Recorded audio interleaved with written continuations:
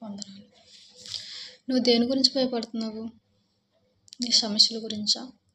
నువ్వు ఎగ్జామ్స్‌లో ఫెయిల్ అవుతావన్న విషయం గురించి భయపడుతున్నావా? లేదు అంటే నీ కుటుంబంలో గొడవలవుతున్నాయి, ఏమవుతుందని భయపడుతున్నావా? లేదంటే ఇంకేదైనా వగైరా వగైరా దేని గురించి భయపడుతున్నావు? నా దేవుడు ఈ విధంగా చెప్తా ఉన్నారు.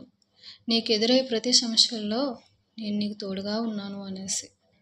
భయపడే ప్రతి సందర్భంలో ఆయన సన్నిధిని గుర్తుపెట్టుకో. ఆయన యొక్క మాటలు నువ్వు గుర్తుపెట్టుకో.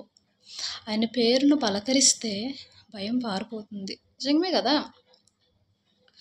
సాతానుడు దేవుడి పేరు విని చాలా గజగజ వణుకుతా ఉన్నాడంటండి.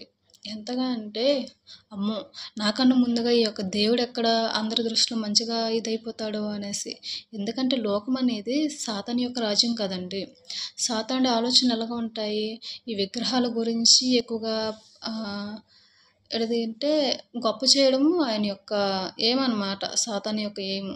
విగ్రహాలను నమ్మాలి, దేవుడిని నమ్మకూడదు, నిజ దేవుడిని ఎవరో తెలుసుకోకూడదు, విగ్రహాల వెంబడి తిరగాలి అందరూ అనేసి అన్నది సాతాను. ఎక్కడ దేవుడి వైపు మళ్ళిపోతారో అనేసి ఆయనకు భయము. దేవుని పేరు చెప్తే సాతానుకు భయము. నువ్వు నీ యొక్క కష్టాల్లో ఉన్నప్పుడు దేవుడి పేరు పలకరించు, దేవుని నామాన్ని స్మరించు. గంట 2 గంటలు ప్రార్థిస్తూ ఉన్నావు, ఓకే, కాదనట్లేదు. నువ్వు నిమిషం కూడా మరి వేస్ట్ చేయకుండా దేవుని యొక్క నామాన్ని స్మరించగలగాలి. ఎందుకంటే గడిచిపోయిన సమయం రాదు. నిజమే కదా! కాబట్టి దేవుని కొరకు నువ్వు వేచి ఉండు. మరి ఆయన యొక్క సన్నిధి కొరకు కాచిపెట్టుకొని ఉండు. ఎదురు చూడు, నీకంతా మేలే జరుగుతుంది. భయం వచ్చినప్పుడు నువ్వు ఒక 3 మాటలు చెప్పుకో. దేవుడు నన్ను ప్రేమిస్తున్నాడు, దేవుడు నాతో ఉన్నాడు, దేవుడు నన్ను వీడవాడు.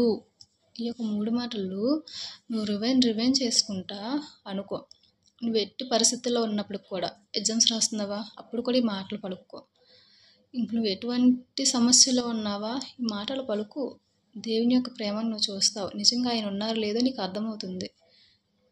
నీ యొక్క సమస్యల్లో కూడా ఆయన గురించి ఆలోచించు. ఎంతటి వ్యక్తినైనా ఎలాంటి వ్యక్తినైనా మార్చగలిగేదండి యేసుక్రీస్తు వారి నామమే, ఆయన యొక్క ప్రార్థనే. ఆయన కొరకు మనం చేసేటువంటి ప్రార్థనే. ఆయనే చేశారండి ప్రార్థన. మనం కూడా ప్రార్థించాలి కదా! దేవుని కొరకు కనిపెట్టుకొని ఉండాలి కదా! నువ్వు పడిపోయిన చోట ఆయన నిన్ను లేపుతారు. నువ్వు భయపడక్కర్లేదు. నువ్వు నీరైపోయినా, ఆవిరైపోయినా తెలుసా, ఆయన నిన్ను ప్రేమిస్తూనే ఉన్నారు.